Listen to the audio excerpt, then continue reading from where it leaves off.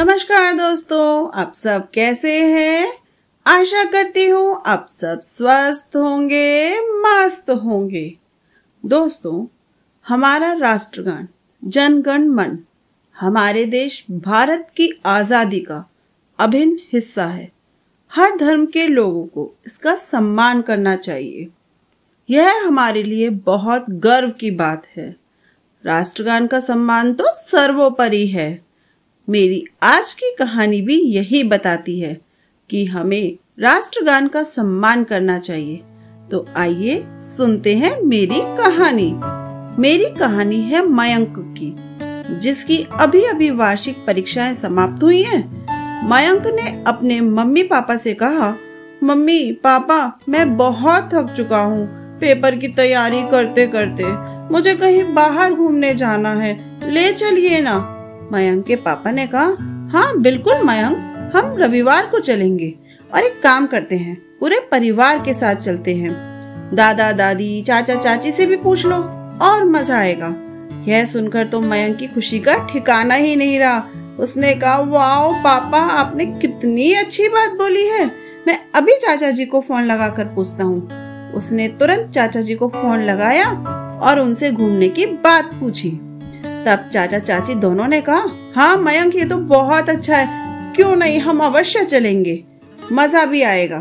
तभी मयंक के दादाजी बोले, मयंक, हम सोच रहे हैं क्यों ना गंगा नदी के किनारे चलें, गंगा मैया के दर्शन भी हो जाएंगे और उसमें डुबकी लगाकर अपने पापों को भी धो लेंगे। तब मयंक ने कहा, जैसी आपकी इच्छा दादाजी, हम सभी रविवार को चलेंगे। जैसे ही रविवार आया, सभी अपने नियमित समय पर तैयार हो गए। मयंक की मम्मी और दादी ने भी मिलकर खूब सारे पकवान बनाए, वो भी मयंक की पसंद के। गंगा नदी में सभी ने सबसे पहले डुबकी लगाई, पूजा पाठ किया और एक पेड़ के नीचे बैठ गए। सभी ने मिलजुल कर खाना खाया, खूब बातें की। तभी मयंक के चाचा जी ने बातों बातों में मयंक से पूछा, और मयंक, आजकल क्या कर रहे हो? अब आगे की क्या योजना है? परीक्षा तो तुम्हारी समाप्त हो गई, तो अब छुट्टियों में क्या करने वाले हो? तब मयंक ने कहा, चाचा जी, मैं कैशियो पर गाना बजाना सीख रहा हूँ। मैंने तो बहुत सारे गाने भी सीख लिए हैं और अब छुट्टियों में उन्हें ही अच्छे से बजाने का अभ्यास करूँगा। यह सुनकर उसके चाचा जी ने कहा, यह तो बहुत अच्छी बात है मयंक, तो चलो बताओ कब सुनाने वाले हो हमें? तब मयंक ने कहा, इससे अच्छा मौका कब मिलेगा? मैं तो अपना कैशियो साथ लाया हूँ। और उसने तुरंत अपना कैशियो निकाला, गोद में रखकर बैठ गया और अपने मनपसंद गानों की धुन जो उसने सीखे थे बजाने लगा। मयंक के चाचा जी को मयंक के गाने बहुत पसंद आए और सभी मयंक के गानों का आनंद लेने लगे। तभी मयंक ने कहा, चाचा जी, आपको पता है, मैंने तो राष्ट्रगान की धुन भी बजानी सीखी है और मेरे स्कूल में मेरे अध्यापक ने कहा है, जब तुम इसे बहुत अच्छे से बजाना सीख लोगे ना, तब प्रार्थना सभा में इसे बजाया करना। और मैं बहुत उत्साहित हूँ इस बात को लेकर कि मुझे प्रार्थना सभा में यह बजाने का मौका मिलेगा। मयंक के चाचा जी ने बोले, यह तो बहुत अच्छी बात है बेटा, तुम इन छुट्टियों में अपना समय जाया ना करना, अच्छे से बजाना सीखना। तब मयंक ने कहा, जितना मैंने सीखा है, अगर आप कहें तो मैं बजाकर दिखाऊं? उन्होंने कहा, बिल्कुल मयंक, ये भी कोई पूछने की बात है। और ऐसा सुनते ही मयंक तो बस खड़ा हो गया और वहीं पास में मेज पर अपना कैशियो रखकर बजाना शुरू कर दिया।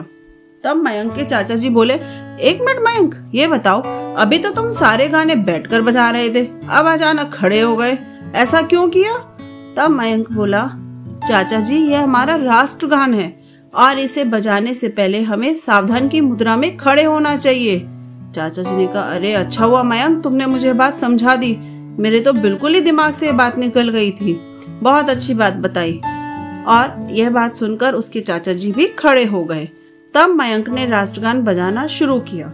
राष्ट्रगान की धुन सुनकर आसपास जितने भी लोग थे सभी खड़े हो गए और सावधान की मुद्रा में खड़े होकर राष्ट्रगान के प्रति सम्मान प्रकट किया।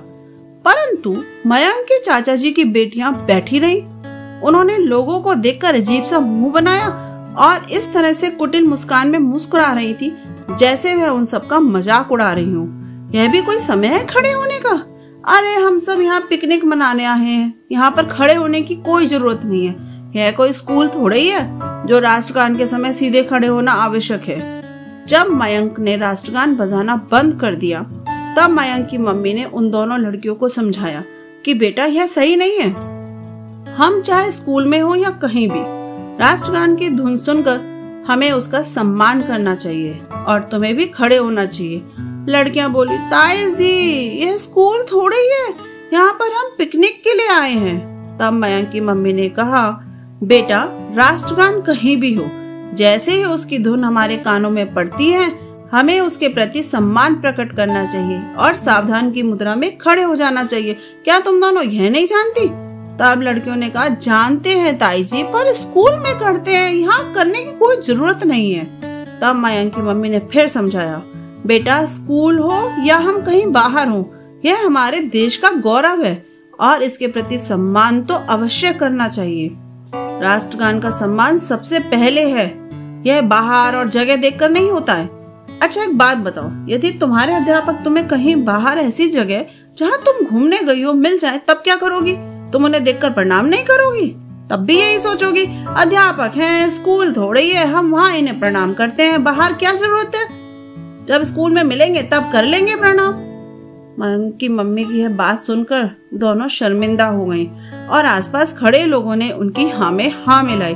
कहा, आपने बहुत अच्छी बात कही है, और साथ ही सभी ने मयंक के लिए तालियां बजाई। मयंक तो बहुत खुश हो गया क्योंकि उसका दिन जो बन गया था और सभी को उसका गाना पसंद भी आया था।